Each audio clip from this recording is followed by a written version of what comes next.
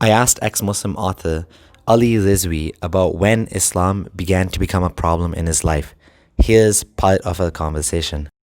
What happened was that I would get, whenever there were situations where, like when you grow up in a Muslim family, even if it's a liberal or progressive Muslim family, the religion, you come face to face with it very often, right? So it just sort of interferes. Everyone's like, oh no, don't do this because this is haram. Don't do this because so whenever things like that would happen, I would pipe up.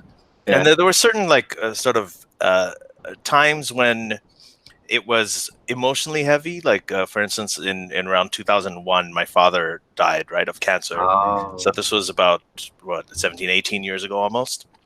And I remember that after he died, there was a in the ICU after, right after he died, I was there with his body. And then the orderly came in. He said, do you want us to shave him? My dad was very specific about he used to shave every single day. So I was like, yeah, he used to like doing that. And he had some stubble. So we shaved him. And then my uncle came in. He's like, no, this is haram. Why did you shave him? This is, after someone dies, you should not shave them. And there were all of these things about how you're not supposed to alter the body once they've died.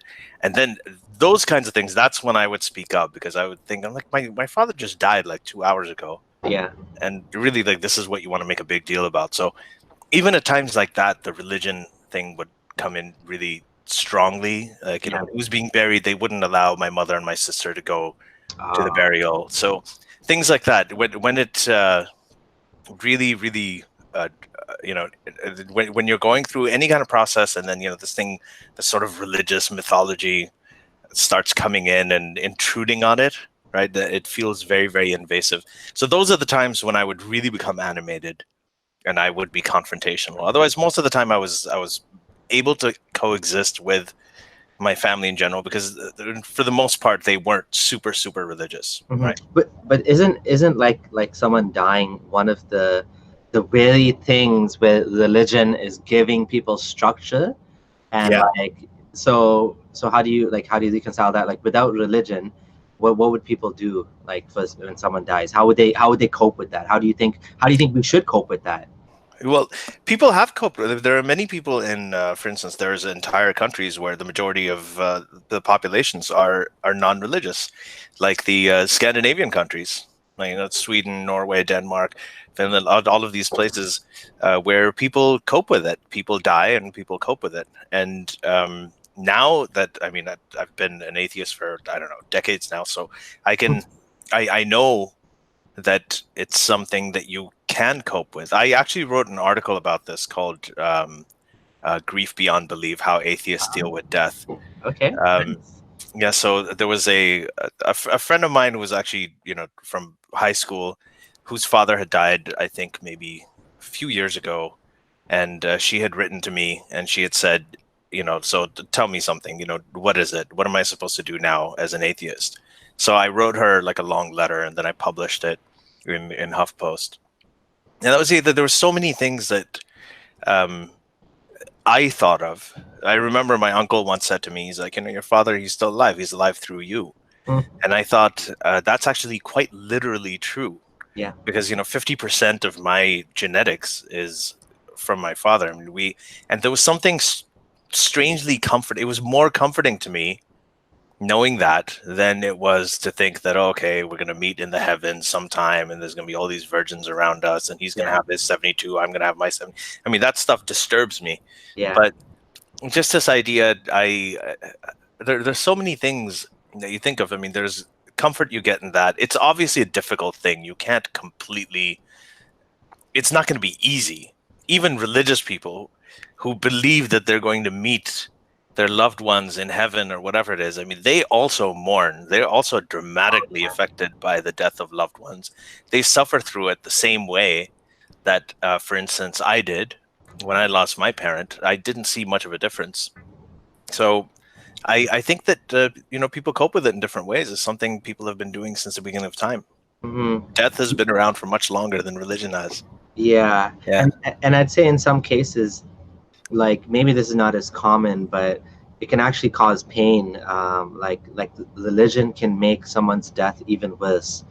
Like, for example, if that person was like considered like a sinner, Well, for example, in my case, like I considered my dad to be from like the wrong sect, right? He was Yeah. Ismaili and I was Sunni, so because I converted to Sunni. And I used to cry, like I even cried once, like talking to him and saying that you're going to hell if you continue to do, to pray to Aga Khan, because this is like shirk, this is unforgivable, right? And I like, so in my case, I actually considered it like it was actually causing more harm. Like it wasn't actually bringing any sort of comfort to me that when he died, I'm like, I don't even know if he's going to heaven. Like I don't think he's going to heaven because of his like twisted beliefs that I used to have. So he was in a lot, and even I could use the example of my wife. Like Yeah. her family, they're all Christian like background. None of them are Muslim. Mhm. So theoretically, they're all going to hell too, right? As a Yeah. Yeah. Muslim. So you have a lot of converts to Islam and there's a lot of converts, right? And they all most of them, their family members are all going to hell, right? Yeah. Yeah. Yeah. That's so. There's many. I mean, so that was a little again like my family was a little bit more moderate, progressive. We were taught that and don't worry, Allah judges everybody on their own, and they're not, if they're a good person they're going to go to heaven and all this stuff. And I used to think, I'm like, oh, why do I have to be Muslim then? That was one thing. So but you're right. I mean, it is a terrible thing to think that someone that you love and care about, who you knew as a good person, is going to burn in hellfire for eternity just because they believed in the wrong thing. I mean, that's a torturous thing for somebody to go through who has lost a loved one, especially like a parent or a spouse. But I just found it. I always tell people, I mean, like 13.8 billion years before I existed, I came to the world in 1975, and before that, all these amazing things happened. Yeah. You mentioned the dinosaurs. There was I was going to say Noah's flood, but that's not true. But there was there's a Kennedy assassination. There was the election of, or there was the man landed on the moon. All of these things, and I wasn't there. I didn't miss it. I didn't even know it happened. I wasn't even aware that there was of anything. There was nothingness for 13.8 billion years, and I didn't suffer. Yeah. I don't even know that it happened. Yeah. And for me, the idea that after I die, I'm just going to go right back to that. Yeah. It doesn't bother me. I mean, it didn't bother me for 13.8 billion years. Why would it bother me for after that? So, but that's my own personal feeling. I think that if you talk to different atheists, they will all tell you different ways that they have learned to cope with things like death. But the one thing it hasn't done is a lot of it doesn't necessarily take them back to the mythology and the superstition. But all that said, I do have to say that I think that we have to do a better job. People in the atheist, secular, free-thinking community to provide, some sort of to actually take these subjects head on. The subjects that religion has had such a big monopoly over, the comfort and the comfort in times of death.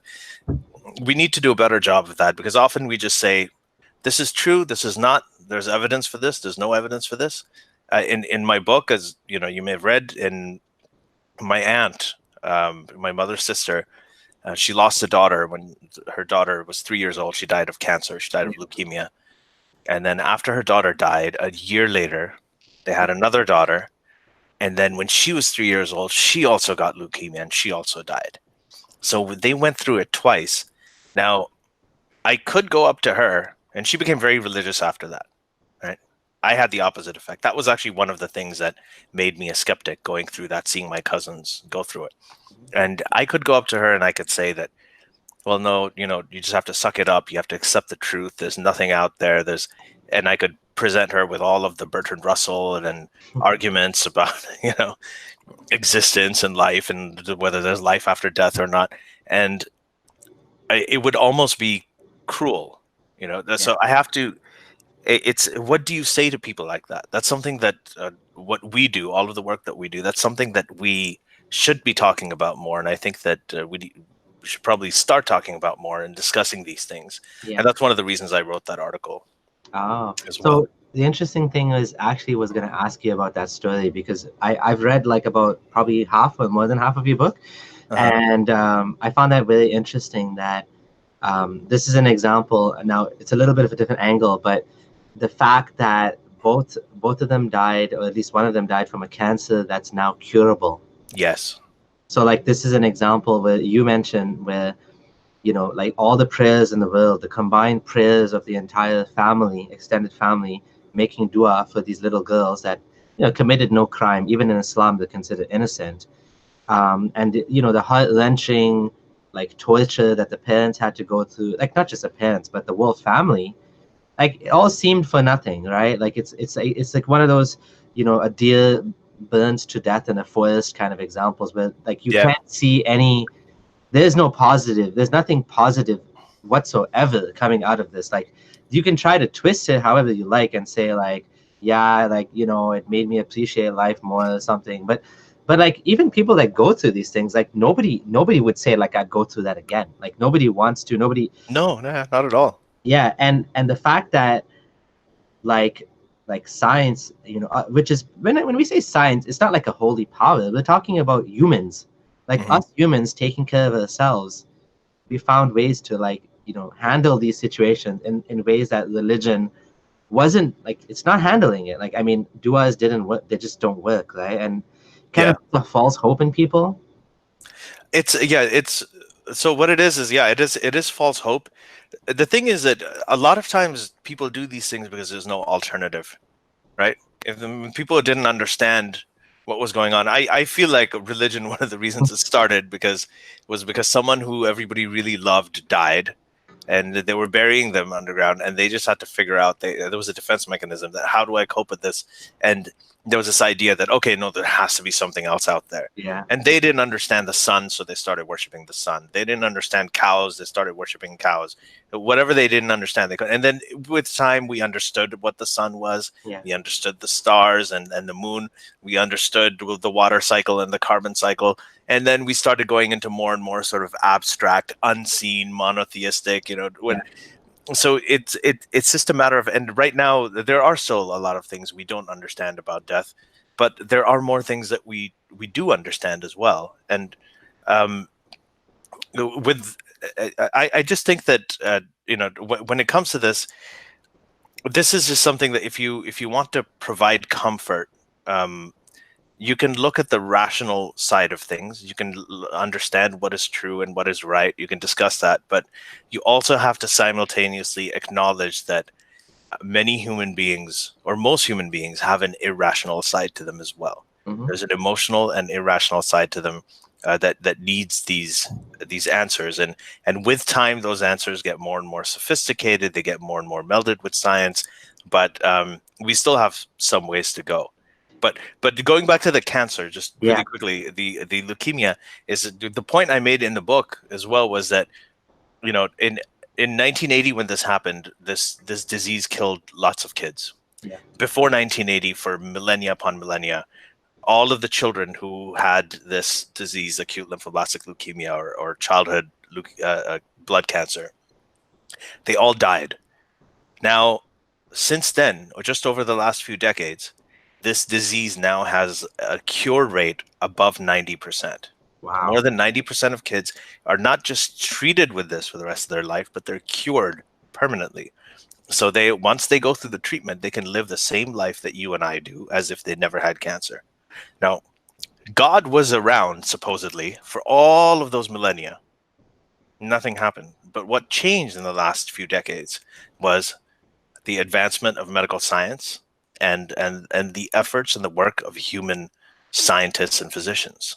And that's what changed. That's what changed these sort of millions of lives of little children that for millennia were being killed. So whenever we say, "Oh, thank God that we have this cure," no, you know, thank God for all of those deaths that happened before. Yeah. Like, thank medical science and physicians who helped us bring the cure.